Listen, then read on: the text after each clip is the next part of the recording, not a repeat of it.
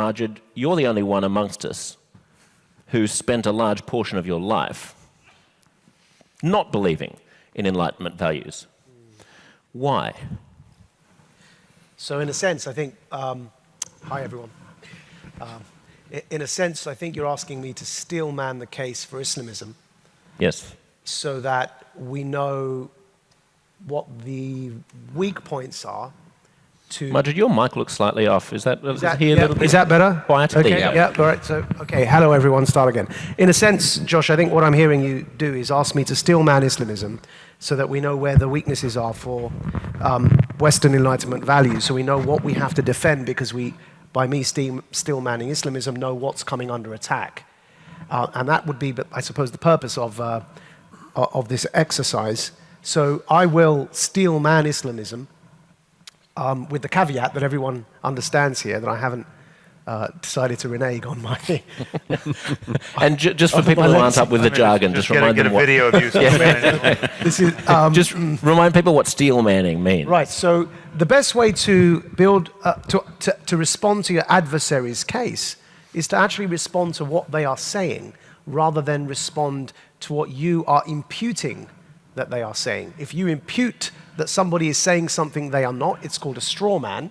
And of course, you find yourself not responding to their actual point, much to their frustration. And it's much healthier for conversation, but also if you want to change somebody's mind, that you respond to what they are actually saying. And so to build an argument for what somebody's actually saying is called to steel man, and in a sense it's the opposite of a straw man. As I said, that's imputing something to somebody when they're not actually saying that. So I will steel man Islamism for the panel, and I suppose we can go from there, because then we know something. We know, all of us here obviously by definition are concerned about building a case for the defense, but beyond defense, I suppose the propagation of Western Enlightenment values. I put the word Western in quotation marks for reasons we may want to come to later, but Enlightenment values essentially, and because they are the best that we've got at the moment, and they're the best of a bad bunch of ideas.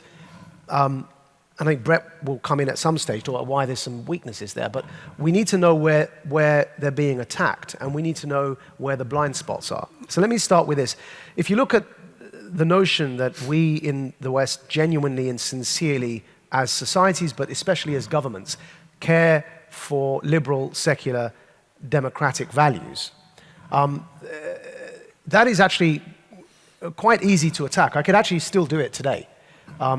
Because let's start with our foreign policy, and it's quite easy to see where, depending on where our economic interests may lie, that we will, in some instances, proactively support dictatorships abroad, and in other instances, proactively undermine democratic countries, if they happen not to align with our economic interests or indeed toe the foreign policy line that we want to take.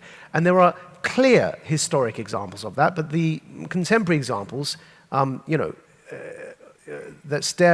kind of stand out for us are especially countries like Saudi Arabia, where we've had historical alliances and relationships with absolute, total dictatorships. Now, the only region in the world where an absolute monarchy still reigns, and when I mean an absolute monarchy, I mean that the king can literally decide whether you live or die on a whim, is the Gulf, it's the Middle East. And they are, whether it's Saudi Arabia or whether it's other Gulf monarchies, they are reigning supreme. And so the line that the argument or the notion that we sincerely as societies and as the state care for the advocacy of democratic values falls apart, especially when not that we're dealing with these countries on a pragmatic basis, but when we have a relationship with them where we share in their advocacy of their medieval culture. And so that may change now in 2018, but certainly from the invasion of Afghanistan onwards, we've had a very unhealthy relationship with Saudi Arabia where we have subsidized the proselytization of a certain type of Saudi foreign policy. And so the Islamist argument would be that in terms of foreign policy, of course, the interest for freedom and democracy and secularism collapses the minute economic interest comes to play, and that's, in essence, the critique of capitalism. But it's not just in foreign policy when it comes to supporting dictators, and especially in the Cold War. We saw this with the US government sponsoring coups in certain countries, sponsoring the invasion of certain countries, the Bay of Pigs and the whole Iran-Contra affair, sponsoring the assassination of certain leaders abroad because they were in the wrong political camp. They happened to be in the Soviet camp, and of course that the US would undermine, even where people have elected them by the popular vote, the US would, in its foreign policy, actively undermine those popularly elected governments because they didn't align with the Western sphere of influence, but rather they fell in the Soviet sphere of influence. And so Islamists seize upon this when seeking to recruit Muslims to say that their advocacy for Western secular democratic values is insincere. But it becomes even more potent when you talk about it in the case of invasion of countries, right? So here you have President George Bush, who wants to, who in the name of freedom and democracy wants to spread that and decides the best way to spread freedom and democracy is by military occupation. And so, it's often sometimes the obvious is staring at us in the face, but because we're not subject to the consequences of that obvious, it isn't as important a point for us. But I can guarantee you that the case for freedom and democracy in the Middle East was dealt a serious and severe and literally violent blow by the invasion of Iraq. And there was no Al-Qaeda in Iraq before its invasion. There certainly was no ISIS before before the invasion of Iraq by Tony Blair and George Bush. So there is also sort of that element of occupying countries that we don't like. The 9/11 attacks were planned in Afghanistan. Iraq had nothing to do with it. Moving to domestic policies, of course, again, the Islamists will make a case that power is the most important thing, not values. And so when that power is threatened, the first thing to be compromised are those values. So now if I were to list cases of the civil liberties violations since the war on terror, we've pretty much lost everything. And that makes the Islamist case for us that the Western governments don't actually care for. What do you mean that we've lost everything? Right, so let's start with the right to liberty. So if you're going to build a human rights case up for 48 days detention without trial, which is where the UK was before David Cameron, a Conservative Prime Minister, reversed a Labour government's decision to hold a suspect for 48 days without trial. They introduced the Terrorism Act 2000, Schedule 7, which took away the right to silence under interrogation, and it became a criminal offence not to answer the police's questions if you're held at any port of entry and exit in the UK under the Terrorism Act 2000. So the right to silence, which people, what they call the Miranda rights, which people cherish, it's been removed. It's been removed, and Lawrence Southern was held at under airports. this. At any port of entry or exit in the UK, right? And of course, it all begins from that, right? So the extradition, for example, rendition. I'm getting I'm confused about one thing, though. Yep. All of these. I'm still in role play, by the way. Yeah, no, I know, I got that. Yeah, but it seems like all of these erosions of our commitment to Western tolerance and our Enlightenment values are in the direction of values that Islamists would endorse. Precisely. Right? So like Islamists are not concerned about democracy and the maintenance of civil liberties. But that's their point. They are trying to, very, very openly and frankly, candidly, trying to build societies that are hierarchical. And when we offer a response to that and say, well, we don't need that because we've got societies that are free and open and we don't want societies that are hierarchical, right. Their argument would be you're living in an illusion. So it's hypocrisy. The charge is hypocrisy. More than that there is no such thing as an open society. And so if you're going to choose between hierarchical societies, if you're going to have a man that's going to tell you what to do or God tell you what to do, that's their kind of logic, right? But they're both hierarchical and opaque societies. So moving beyond Schedule 7, talk about rendition to torture, right? So the UK has directly been involved and has actually been involved in payouts to jihadist sympathizers like Mohsen Beg. They paid him money because he went to prosecute the UK government for being involved in his interrogation and torture in Bagram in Afghanistan. Whether it's him or the Libyan case that recently came out, the UK has been involved in the rendition to third countries with the cooperation of regimes that torture suspects that the UK has then profited from in terms of receiving intelligence that has been acquired through torture. And yet here we are, that our critique of jihadists and Islamists is they don't respect human rights. But our governments have been, and this part is true, right? They have been involved in serious human rights violations. And so whether it's rendition to third countries or indeed detention without trial, data and spying and the Snoopers Charter, what it's called in the UK, or even the NSA spying stuff, the Islamists will generally argue that everything that we are defending doesn't actually exist. It's an illusion. And I'll finish by reading something, because in my autobiography, there's a little excerpt that I called The Polemic, and it was me attempting to remind everybody precisely what we're up against in terms of propaganda against Western Enlightenment values. And what I think we learn from this is that if we understand what those weaknesses are, it's why it's so important to defend those values where they are being eroded, because we recognize we're handing propaganda coups to those who want to destroy everything that these values stand for. But also B, we actually see where the attack's coming from, and we're better prepared to counterattack as well. So this is chapter 16 from my book. It's called The Polemic. It says, again, this is, by the way, this is me in character, right? So please don't get scared, right? You drop bombs on my people while knowing full well that the level of collateral damage, we call them innocent Muslims, will far exceed the damage to any legitimate target. For you, killing our children en masse, and you still call it collateral damage, is an unavoidable consequence of pursuing your policies in our lands. To us, they are simply children. Don't you think we've been crying too, like you are now, for years? Do you think we felt no pain as you raped and plundered our lands and bombed our cities? What lands, what cities, you ask? Your arrogance is only compounded by your ignorance. Look to Iraq. In order to remove Saddam Hussein, after the Kuwait War, you killed over 500,000 children because you could. Because you could. And because my people were too lost, too defeated to be able to stop you. These are our children. We cry for them even as you feel absolutely nothing. What of Leslie Stahl's question on 60 Minutes, posed to Secretary of State Madeleine Albright? She said, "We have heard that 500,000 children have died. I mean, that's more children than died at Hiroshima. And is the price worth it?" Albright's callous response is etched in our memories, staining our innocence with her venom.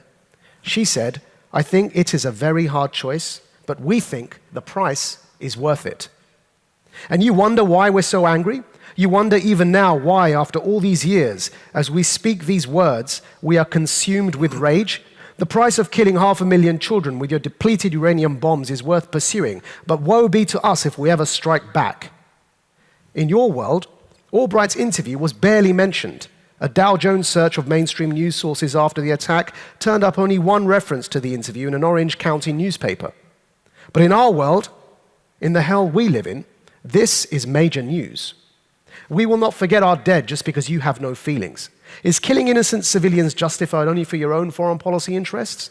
You claim that, unlike us, you don't target civilians, that your intentions are noble, that you seek only humane concerns. How many deaths of untargeted civilians by your hands entitles us to respond? 5? 10? 100? 500,000? Are 3,000 deaths enough to make you feel the pain of each and every mother you untargeted with depleted uranium? If not, then know that our intentions in bringing you death can also be noble. We too shroud destruction in humane concerns. You do not have a monopoly on reaping devastation off the back of good intentions. So don't you dare claim such a thing. You can support, fund, and train dictators in our lands who've been torturing our brothers and raping our sisters in their prisons for decades. And yet you invade our countries claiming to bring democracy? And you cite international law at us while you willfully ignore Israel's occupation of Palestine as defined by the United Nations itself. We will never forget your friendship with Mubarak and Assad, your unconditional support of an occupying Israel, the way you used us as mujahideen in Afghanistan only to turn on us once you got what you wanted. You chose your side and we have chosen ours. We've come to know that no amount of civilized pleading, no amount of appealing to your humanity, for your mercy, no amount of playing by your rules in your game will move you. You are stupefied in ignorant bliss while we bleed and secrete pus from every orifice. There is only one thing you people value and cherish, and that is your own lives, your own happiness, and your own selfish oblivion. If inflicting upon you even an atom's weight of the pain we suffer at your hands wakes you from your stupor and forces you to listen to our cries as we drown, then I'm afraid we have finally decided that though it's a very hard choice, the price we think is worth it. All right, you've won me over. I'm becoming a jihadist. Yes. I'll send my bank account details. You can send me the check later on. I think the wise thing for you to do now would probably be to counter that steel man. Well, I think everyone else can do that. I've spoken too much. Sam? Well, I actually would add to the side of the balance against the Enlightenment in that I think there's more to the case for there's more that explains why we find ourselves in this uncanny position of having to defend Enlightenment values and reason and a scientific worldview against creeping theocracy and just naked tribalism, populism, all these eruptions of seemingly archaic and discredited ideas. And it's far simpler than just exporting our chaos to other countries and dropping bombs where we can find no other way to persuade people to just buy our products or whatever it is we intend. It's just that it's hard to live an unambiguously good life. It's hard to live a profound life. It's hard to live a life that you know each day is working. And it's pretty clear that living a good life entails more than just not being wrong about things scientifically. And it entails more than just having reasonably free markets that produce the next smartphone that you desperately want to buy.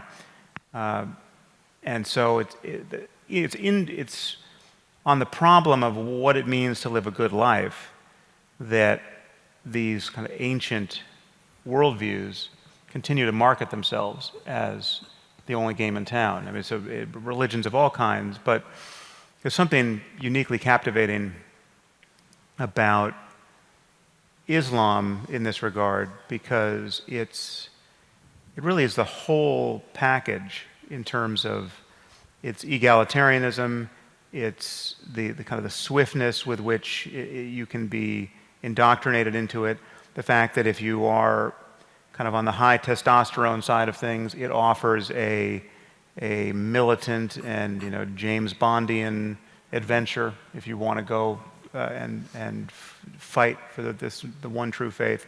And so it offers meaning in a way that's really, it's just off-the-shelf kind of meaning that you can get. And what we're struggling for, I think, in a secular context is how you can connect people with meaning and purpose and profundity without lying to them or causing them to lie to themselves about the nature of reality or what we have every reason to believe about it. And that's a challenge that we're trying to meet, I think, in piecemeal ways, but I think we're all to some degree or another suffering the lack of a shelf in the bookstore that has no bullshit on it that does describe a philosophy of life and a way of living that is more than just seeing what's on Netflix every night. Would that be, are you describing the power of myth? Yeah, I was just going to say, somewhere in North America, Jordan Peterson is just waking up, bolt upright in bed going, what bullshit? There's not bullshit. Sorry he couldn't be here. It's too damn far. Douglas. Yeah. It's bloody far. Douglas, the loss of meaning in the West and the loss of a spine amongst Western intellectuals, the loss of a sense that there is something worthy of defending is one of the themes that you come back to a lot. Sure. I just say at the beginning, I could go through every one of the things that Maajid just listed in that and shoot them down, but that would take a little while. Let me just make one observation about the list, which is the enormous risk that often happens of people absorbing the arguments of opponents who do not wish you well. So, for instance, on interventionism,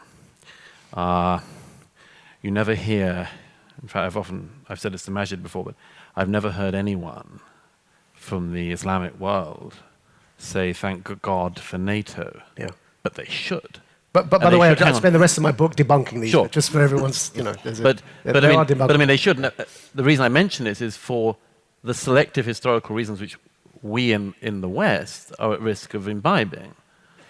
For instance, I say, why does nobody say thank God for NATO? Because if NATO hadn't have intervened in Kosovo, Yeah. I think it's widely agreed that a severe genocide would have occurred on the continent of Europe, worse than was already happening. NATO intervened. We don't expect thank yous endlessly, but once will be something. Yeah. And Thank you, Douglas. so I have. It's not enough. But this is just worth remembering because a generation and a lot of people from a generation are at risk of imbibing basically the jihadists' arguments about us. Yeah.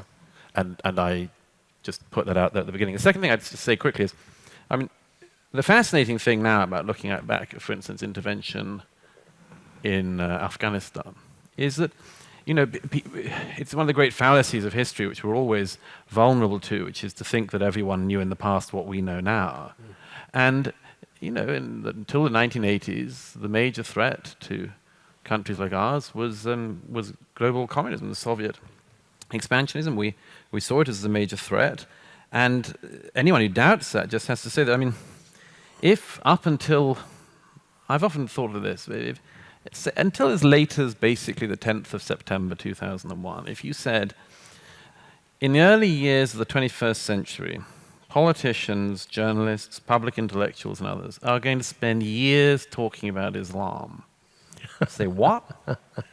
Why? How come? It's not that interesting. It's not that vital in our societies. It's a bit of our societies. It's not overwhelming. If you said, okay, you're going to be discussing Islamic blasphemy laws all across Scandinavia for years. Why? And the jurisprudence of face veils. Yeah, and you're going to be the major debate in the UK in August 2018 is going to be the burqa. Yeah. How does that happen? I don't see I don't see the way. That is a bit surreal, isn't it? So here's the deep underlying thing, which is that religion's back.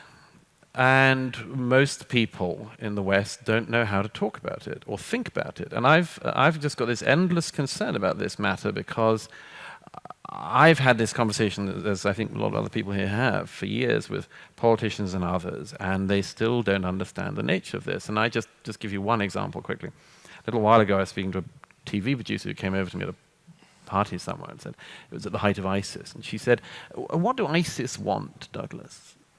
And I thought, oh, okay. Well, They're actually quite upfront about it generally. yeah, they're quite. They've done a lot of speaking about this and a lot of writing, and they basically want to bring about they invite the world to Islam and bring about the end times. And this woman looked at me and she said, she said, You well, sound that's mad." ridiculous. I mean, they can't. I said, what do they really want? And I said, well, they say that they want to invite the world to Islam, or their version of Islam, and then will bring about the end of times. And she just looked at it like, I don't see that. I don't. So, and then I realized, well, if I just said to her, basically what ISIS are after is like a 2.5% reduction in VAT, she'd have been all over it. Oh, yeah. Oh, I see. Well, would they settle for 1.2? We'd have been able to talk about it. It is a bit high, isn't it? Let's find some compromise.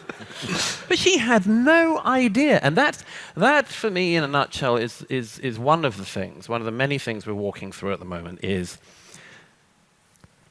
the inability of people in societies like ours to realize that some of our opponents believe that they have the explanation for everything, the justification for everything, the meaning of everything, now, yesterday, tomorrow, and to the ends of time and eternity. And we say, come again?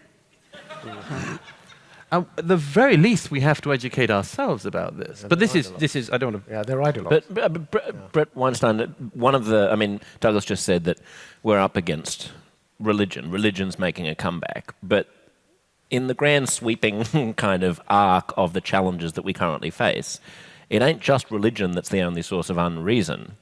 You have personal experience of another sort of orthodoxy and dogma.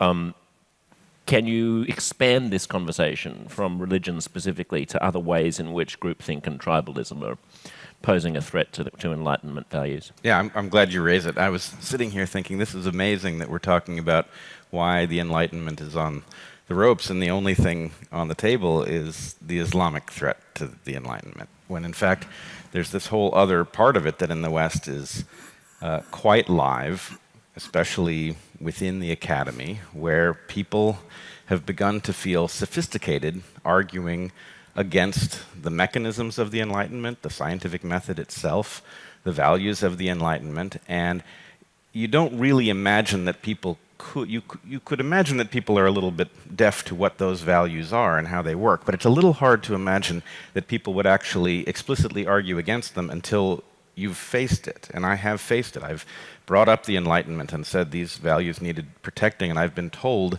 that actually that's the problem. So I think we have to disentangle a couple of things here in order to see what's going on. The Enlightenment, by largely an accident of history, is a European phenomenon. And there are a lot of folks who are looking at the world and noting that it appears to be rigged in a particular way that preserves a kind of power that is resident in Europe and amongst people of European descent elsewhere, like Australia, the US, etc. And they are not phrasing their argument particularly well, nor do I think the argument is very strong, but the argument is something like, you're telling us, the world, that the Enlightenment is the path forward, and it just so happens that you, in the European-derived West, are ahead in the use of these tools, which you claim are the route to discovering the truth of how the universe works. So are you really telling us that it just so happens that the way forward for all of us is a way in which you are all ahead? That sounds like bullshit to us, right? That sounds like you deciding that it just so happens we're going to settle military matters from now on with basketball. Oh, really? Basketball? That's the game you're going to choose to settle it? It's not going to be soccer or something like that? It's going to be basketball? So the thing that I think we have to notice is that there is truth in the part of this that says that, yes, the power that derives from Enlightenment values is not evenly distributed across the globe. But the question is, are we really supposed to reject the power of the Enlightenment, or are we supposed to democratize the power of the Enlightenment? I think democratizing the power of the Enlightenment is a slam dunk. And I would point out, actually, I feel in a good position to say this because although I am of European descent, I'm also Jewish, and the Enlightenment was not a Jewish phenomenon. But I'm going to wield those tools like a broadsword because they're the best tools. They don't come from my ancestors, but they are useful to me, and they will be useful to my descendants. And anybody who wishes to be powerful on Earth by virtue of understanding how things actually function should level up through the acquisition and enhancement of this particular toolkit. So that's really, I think, the battle we're in. Are we supposed to reject the toolkit in order to level the playing field, or are we supposed to bring everybody on board with the toolkit so that everybody has access to these most powerful tools for discovering how things function? Now, wouldn't the social justice warriors who hounded you out of a job say that they actually are on the side of the Enlightenment, and that the evolution of greater egalitarianism and participation for all people, whatever their gender or race, is a trajectory that they're defending?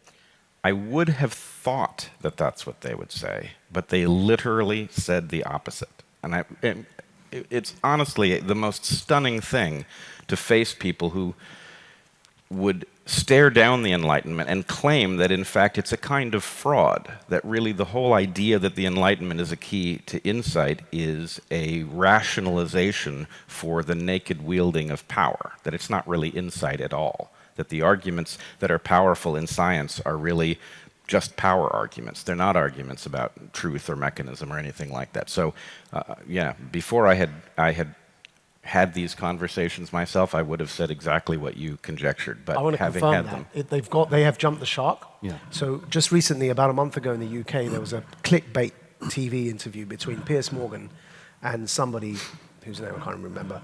But Piers was criticizing her for her support of the hijacking of the left-wing movement in the UK and strawmanned her. Piers Morgan said, well, it was over immigration, and he said, well, your hero, Obama, did so and so and so and so under his presidency.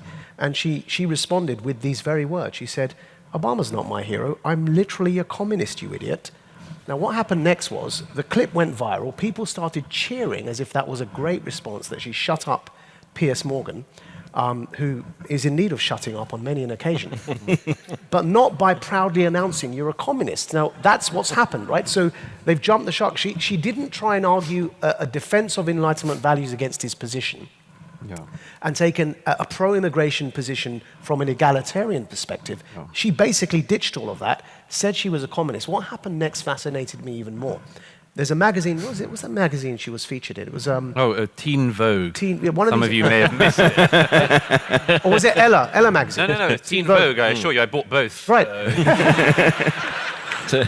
A fine intellectual quarterly. Douglas reads them in the sauna. But it said, and it was headlined, something along the lines of, just so I'm not, defaming anyone, because of course I just won a great defamation case, 3.4 million, thank you.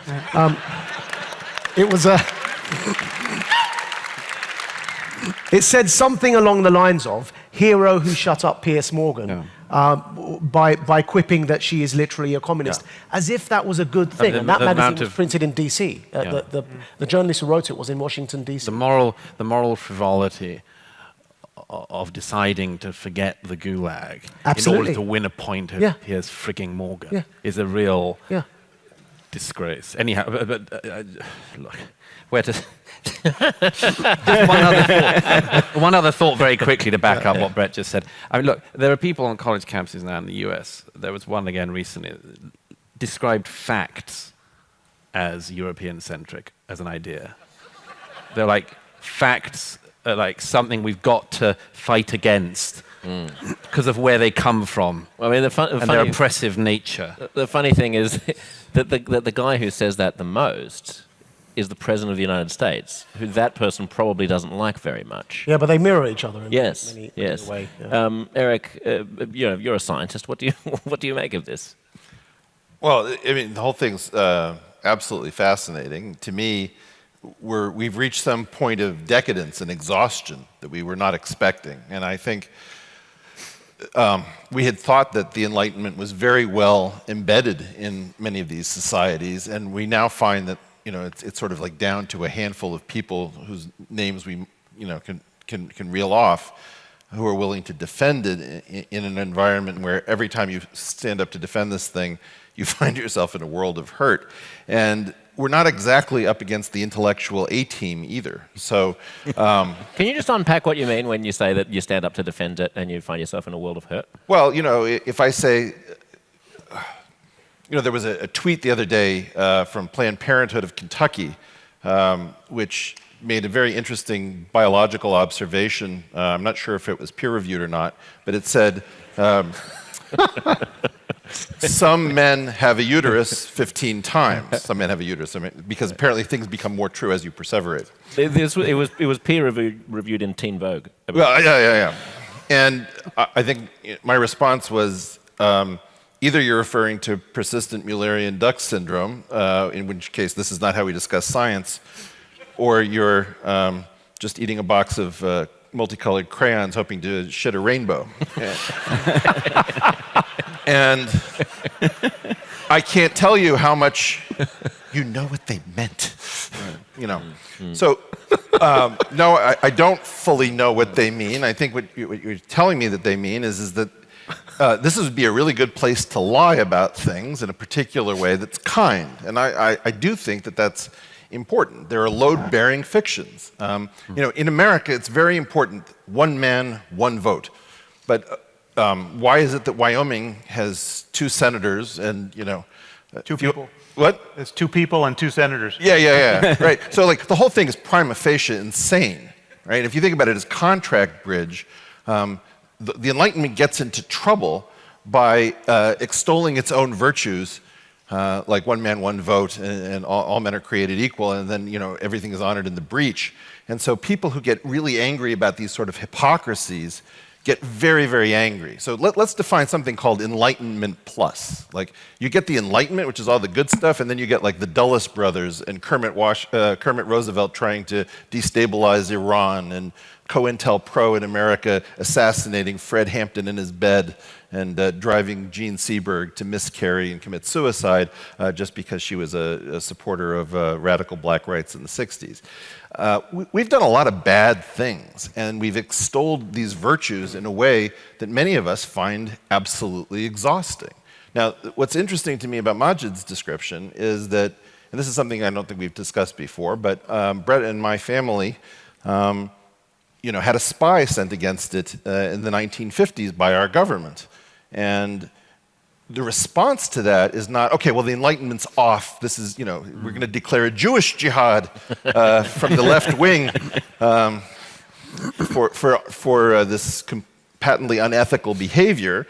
Instead, it's this sense of, oh man, I'm going to use the Enlightenment and shove this shit down your throat. I'm going to make you so sick and so upset with yourself that you come to understand the pain that you've inflicted on others for, let's say, the McCarthy era, the Tuskegee medical experiment, or all of these things that are absolutely sickening and disgusting.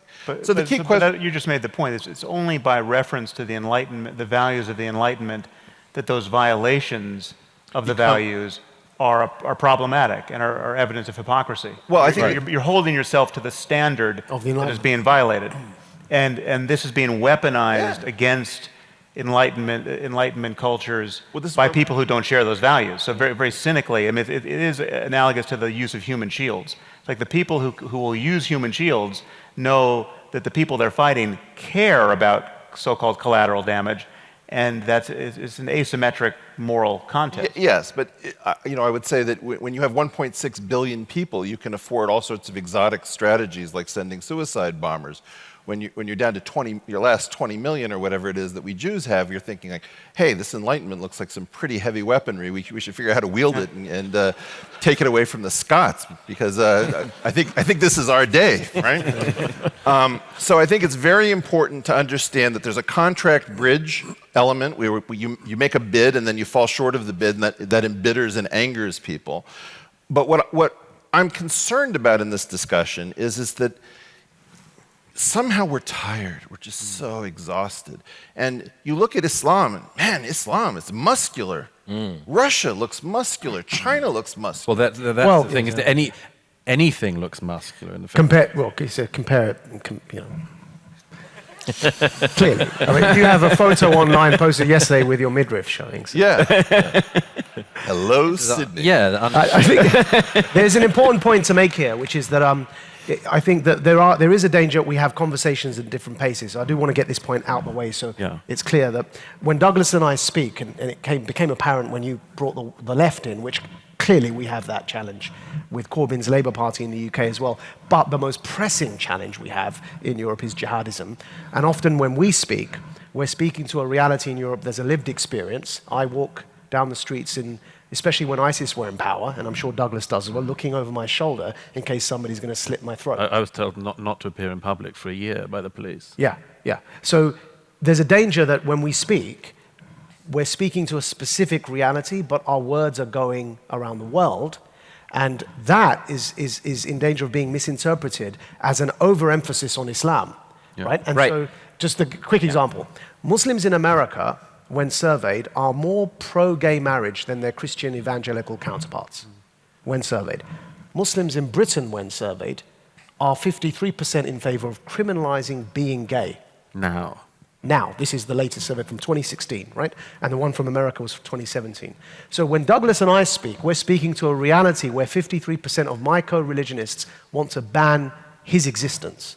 Whereas in America, they're better than the Christians on that front. So just want to get that point clear, that there are slightly different realities. We're speaking to different emphases. Crocodiles are nearer different boats. And it's important to make that point because when we speak to that specific reality, of course, our words don't stay in that reality. So we look as if we're overly focused on something when actually, So you also just have to note that there's this weird confluence between these two things, which to this day I can't make much sense of, where the postmodern left, and we can argue whether or not postmodern is the right term, given that most of the people in the category don't know anything about postmodernism. They're just behaving in a postmodern fashion, but that they are embracing and rationalizing Islamic extremism is a very interesting fact. That among the things that they don't understand is the danger of this extreme ideology that's being deployed, that is itself so very intolerant of things like homosexuality. So there is at the core, and if you haven't run into it personally, it's worth having some conversation so that you can actually hear what the thought process sounds like. But this idea that there is no reality, that all arguments, no matter how mechanistic and backed by evidence, are really power in disguise, and therefore you can make any argument, and if it functions in a powerful way, then it's as true as anything else. Therefore, stigmatizing people for things that they're not guilty of is as valid a thing to do as anything else. That concept is very destructive and dangerous, and it is backing both the attack on the Enlightenment within the academy in the West and the rationalizing of extreme elements in Islam, both of which are truly dangerous. Well, but just trying to loop slightly back. What I was trying to get to about the Enlightenment plus. So all the good stuff of the Enlightenment plus like the dirty tricks and kind of the, we'll steal some land and take people's resources and lie about some elections and maybe assassinate some people in South America.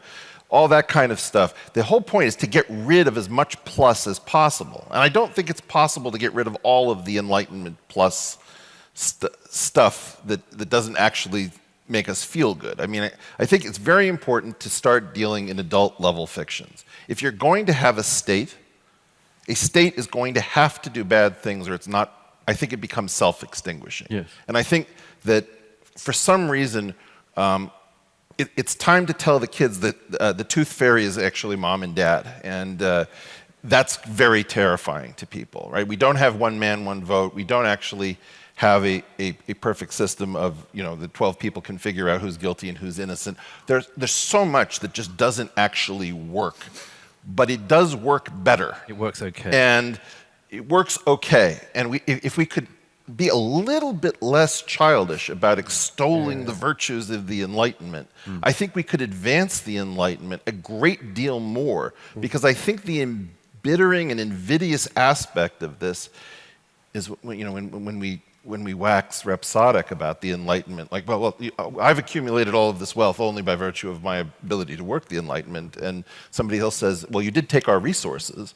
That is an extremely angering thing, and I think, if you watch the Jordanian pilot ISIS video, which I recommend that you do not do, but some of us have. That when they burn him alive. Yeah, well, their point, which nobody seemed to register in the West, is you kill people in this exact way, through rubble when you destroy a building and through fire when your incendiary devices go off. And the entire point of this is we are simply going to do to you what you have done to us so that you will experience something. Which has a theological backing as well. Yeah. And also in the Old Testament. Right, and so it's this thing that happens. You get to this fork in the road, which is, are we going to do the plus stuff, the Enlightenment plus stuff back to you? Or are we going to take a higher road and create something where we will be elevated above our oppressors? And I think that, the Islamic impulse too often has been, we're going to do the bad stuff right back and worse. And it would be more positive if people saw that you could work the Enlightenment to create new wealth, new possibilities. And I'm concerned that when you asked about the science, there is an extent to which the great scientific discoveries have slowed. Like the 20th century was pretty horrible in terms of war and conflict, but it was absolutely astounding in terms of scientific change and understanding. And it has not kept that pace in recent years, and I think it's unlikely to keep that pace in most fields. And so we have to understand that it's going to be harder to create new wealths for some reasons I can go into, I don't want to right now, and it's going to be harder to get that kind of golden era. So there is a fear that you've missed out on the golden age of the Enlightenment, and now you're just carrying the super heavy backpack around, and you're not quite sure whether you're going to get enough out of it to make it worthwhile and allow you to catch up. I mean, there's this other alternative that lingers in the background on all of this, which is that Enlightenment plus, Enlightenment as it is, it's all a bit passé, and there's a lot of people who say all of the things you just highlighted and more, inequality and so on, and who say, I've got another system. I've got another system of my own. That's what a lot of the people you cite, you say, why these weird cohabitations that occur? Well, that's easy. I mean, some people are perfectly happy to ride a stronger horse because they think it's going to get them to their destination. Now, What stronger horses are you alluding to? well, for instance, I mean, we've had this for years in Europe. Look, by the late 1990s, the radical left, for instance, was stuck to a few people meeting in an upstairs room of a pub with a dog. And then suddenly they discovered, after the Second Intifada and after 9/11, that they were speaking to crowds of hundreds of thousands of people on occasions. That would propel you to think you might be onto something. So those people think they're riding the Islam bit. I would say that it's the other way around in that equation. But it's the sort of deal that gets done at this situation because people say, look, your society is unequal, you're not as loyal as you claim to be to your values, and your society is unfair. And of course the question you have to say or ask back is, compared to what? What are your alternatives? And every single alternative that's come up with on this is so radically worse that you can't allow it to pass for a moment. I just throw one other one into the mix at this early stage. The intersectional answer, which is one of the more coherent, albeit, I mean, that's a damning statement in itself, of the theories that have been come up with in recent years. And this one, of course, says your society is unequal, and as a result, we have found this stratospheric version of justice, which if we can only operate it in the correct way, with the correct minority identity groups coming at the right speed and in the right location, we'll do that with our society and make it whole and pure and happy. And they seem not to realize that it's like coming in at that angle and it's just going to cause the most almighty pain and far, far more unhappiness than the system they claim to be critiquing. But that's just another of the ones that's coming in. It's because this inability to say compared to what. It's interesting that you said that you used the word alternatives quite a lot. What's the alternative? Well, I mean, Angela Merkel literally said that there's no alternative for Germans to vote for. And what's the far-right party in Germany called? Alternative for Deutschland. Alternative for Deutschland. So when people are robbed of a sense that there is any alternative other than a moribund status quo, you get some nasty things emerging as that alternative. But let's follow up on that last point. And Sam, maybe you have some thoughts here, because I know that you're such a fan of identity politics. That's essentially what Douglas is talking about in terms of intersectionality. Yeah. Well, I was just thinking about a story I heard. It's not on the identity politics point, but there's a story recently that I heard. I'm sure it was reported widely somewhere, but I just saw it in a series of tweets from the New York Times journalist Rukmini Callimachi, who's the New York Times. She's doing great work. She's great. Most of what you might have read about ISIS, at least in the Times, has been covered by her. And she tweeted about this pair of cyclists, I forget where they came from, who were run over in, I think it was Tajikistan? By someone who consciously had pledged affiliation to ISIS, and just saw in Tajikistan the way to run over an infidel is to see someone who's obviously a foreigner. And so apparently he had seen this couple riding their bicycles, clearly from some other country, and ran them over as an act of jihad. But what made this so poignant, and I think encapsulates so much of what we're talking about here, is perhaps the most perfectly idealistic young couple on earth. They were riding all over the globe with as a conscious evocation of the philosophy that we just live in one world and there are just good people everywhere, and if you just put yourself out there, you will find that people of every culture and every race and every background and every religion will want to host you and feed you, and they encountered a lot of that, perhaps almost all of that, until they didn't, right up to the moment they were run over by jihadists. And so you had the coincidence of the youthful Enlightenment idealism, like, oh, we live in one world where all well-intentioned people of whatever background will find a way to have their values converge. And it's a safe world, and it's a world where you can, with confidence, just go out and not live in fear of difference, right?